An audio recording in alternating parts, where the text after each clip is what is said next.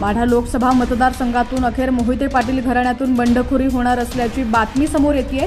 घोषणेपूर्वीपासूनच माढा लोकसभा मतदारसंघ चर्चेत होता। अद्याप माढा लोकसभा मतदारसंघाचा तिढा कायम आहे।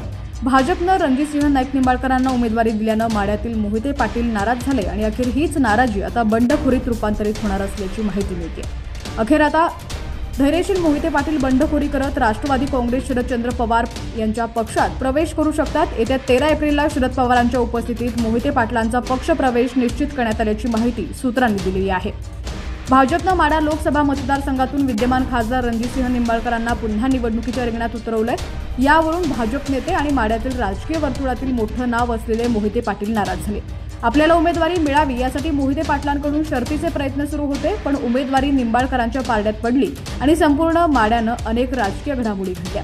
अशातच राष्ट्रवादी काँग्रेस शरदचंद्र पवार पक्षानंही केवळ माढा वगळता इतर सर्व जागांवरील उमेदवारांची घोषणा केली। आता शरद पवार गटाकडून माढा लोकसभा मतदारसंघातून धैर्यशील मोहिते पाटलांना उमेदवारी दिली जाणार असल्याचं बोललं जात आहे। येत्या 13 एप्रिलला मोहिते पाटलांचा पक्ष प्रवेश होणार असून राष्ट्रवादी काँग्रेस शरदचंद्र पवार पक्षाकडून धैर्यशील मोहिते पाटील महाविकास आघाडीचे अधिकृत उमेदवार असतील अशी माहिती सूत्रांनी दिलेली आहे।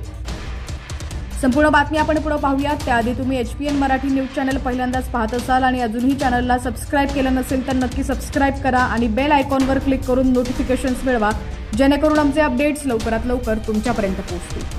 तर येत्या 13 एप्रिलला धैर्यशील मोहिते पाटील यांचा शरद पवार यांच्या उपस्थितीत अकलूजमध्ये पक्षप्रवेश होणार आहे। यावेळी मोहिते पाटील यांच्या कुटुंबातील कोण कोण उपस्थित राहतं हे पाहणं महत्त्वाचं ठरणार आहे। विशेष म्हणजे आमदार रणजितसिंह मोहिते पाटील उपस्थित राहणार का हा प्रश्न उपस्थित केला जातोय।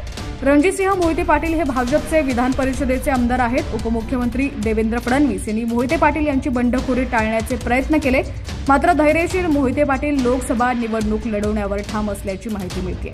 दरम्यान मोहिते पाटील हे पश्चिम महाराष्ट्रातील राजकीय क्षेत्रातील मोठं कुटुंब आहे।